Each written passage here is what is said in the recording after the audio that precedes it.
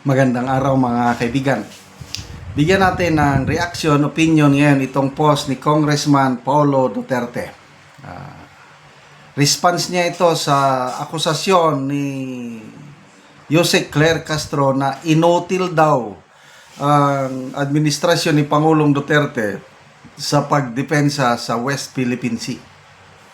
Okay. Statement of Representative Duterte on the reckless and historically ignorant remarks of Palace spokesperson Auntie Claire. Before the Palace spokesperson lecture anyone about being inutil in defending our seas, she should first study the timeline and check the facts. Hindi pwedeng puro sat-sat lang sa camera, zero research. Diyan magaling si Jose Claire Castro.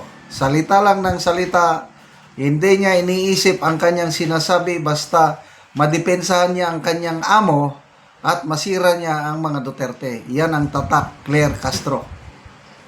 Inutil daw ang ating Pangulong Duterte na depensahan ng West Philippine Sea. Tanong, meron bang nawalang isla o teritoryo panahon ni Duterte?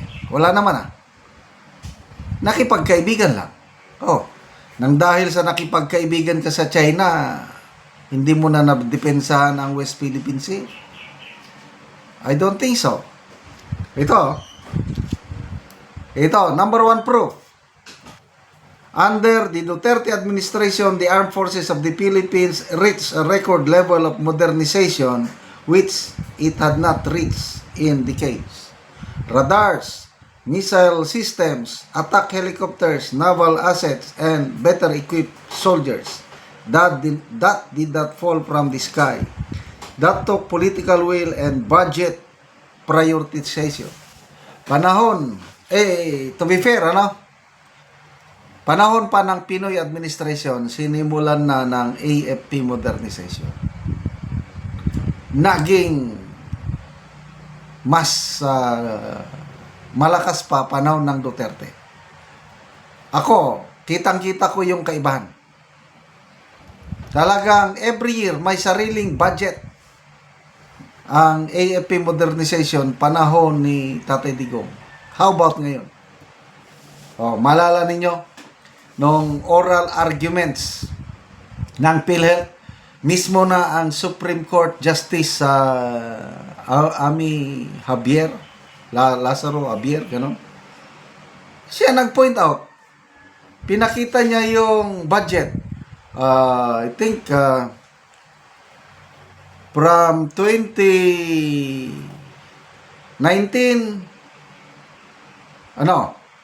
20, and 21. Basta 3 years, sunod-sunod.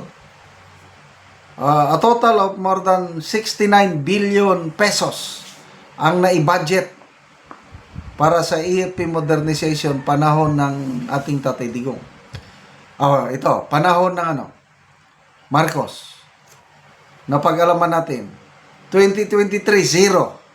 Budget ang armed forces. 2024, zero. 2025, zero. Bakit? Dinivert nila lahat sa flood control. Ganyan ang nangyari itong Marcos administration. Ang kanila lang, dumikit lang sila sa US. Pinabayaan ang US na magdikta sa atin. Kaya kunuhay, matapang, kailang wala ring magawa. Nung pag-resupply doon sa BRP Sierra Madre, nung una nagmamatigas. Nung ginipit ng ginipit, wala rin. Nagkaroon ng secret meeting, nagkaroon ng secret kasunduan. After that, wala na. Wala nang gulo. Ano yung secret na pagkasunduan? Hindi naman nila ipinaalam sa atin. Parang tigas sa patola o tigas. Parang kung anong tapang, wala namang nagagawa. Anong magagawa natin sa superpower? Hindi ibig sabihin na hindi na tayo lalaban. Kaya lang, ang pakikipaglaban, timing yan. So, agree ako dito. Kitang-kita ko ang naipundar ng AFP panahon ni Tatay Digong. Ngayon, I don't know. Hanggang salita lang. Hanggang speech lang.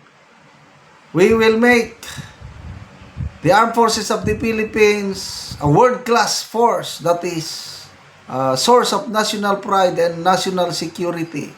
Wala namang binibigay na pundo sa AP modernization. Tinatanggal nila ang nai-allocate na budget, dinadala sa flood control. Yan sila magaling.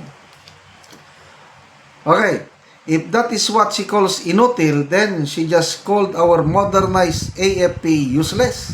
And every soldier who risks his life and limb for the country is a joke.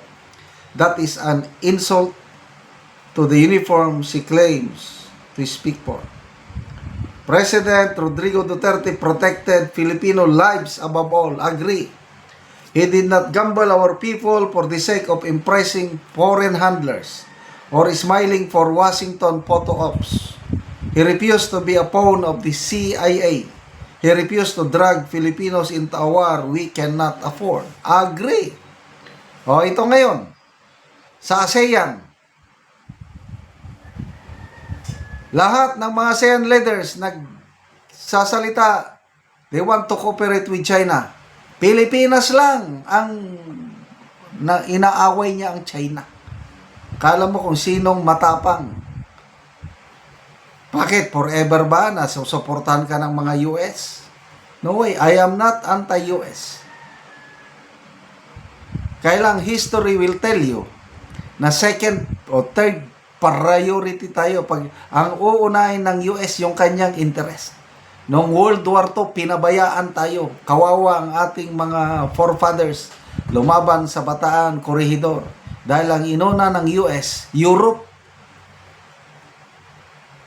walang supply, walang ang mga Filipino and American soldiers ng World War II. History, pag-aralan mga pati mismo ang Pangulong Marcos Sr. noon nagre-reklamo, you left us dying in Bataan and Corregidor. Tapos ngayon, asang-asa tayo sa US. Tapos gusto tayong gawing proxy war. Gusto tayong gawing Ukraine. No way. It was President Duterte ang may malasakit. Hindi ito ngayon. Sorry. So, salamat, Congressman Duterte. At sinupalpal nyo ang todo ang putak ng putak na wala namang sense ang kanyang sinasabi. Salamat mga kaibigan sa inyong pagsubaybay sa ating channel. Nakakatulong kayo ng malaki sa tribong Talandig ng Bukidnon dahil ang income natin sa channel na ito pantulong sa tribo. Namimigay tayo ng livelihood assistance, nagpapatanim ng saging lakatan at Arabica coffee. Panoorin nyo ang video na ito. Karon na ako diri sa area ni Dato Makalandang kay mag-spray sila kay humana og abono. So mo ni ang unang kape ni Dato Makalandang. So mag-spray na gid sila kay humana og abono.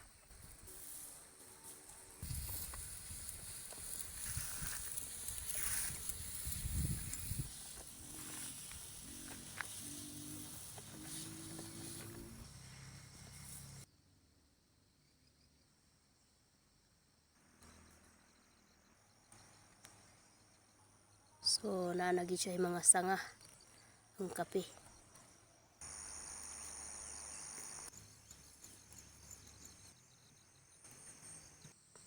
So kani nga kape nagduha ni siya kabulan.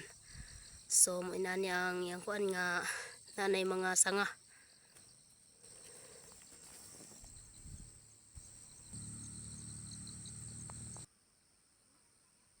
So kini nga seedling tag 25 ang isa og 29 ka pamilya ang nakatanom na og nikabat ni og 14,500 ka seedling ang nakatanom na. So yan ni Dato Makalandang.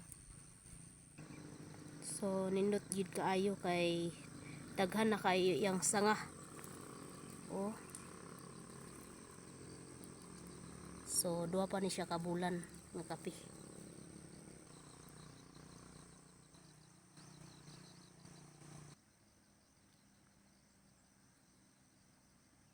So mugo siya pandaghan kay sanga oh. So nindot gid kaayo.